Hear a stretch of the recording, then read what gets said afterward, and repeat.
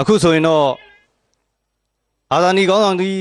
ဗိုလ်ချုပ်အောင်ဆန်းရဲ့မိသားစုဝင်များဖြစ်ကြတဲ့မြေးဖြစ်သူဦးရဲအောင်တန်းမြေးချွေးမဖြစ်သူဒေါ်စင်စင်ဦးတို့ကနေအာဇာနည်ခေါင်းဆောင်ကြီးများအားလာရောက်ပြီးတော့လွမ်းသူပန်းခွေချဂါရဝပြုနေတဲ့မြင်ကွင်းပဲဖြစ်ပါတယ်ခင်ဗျာ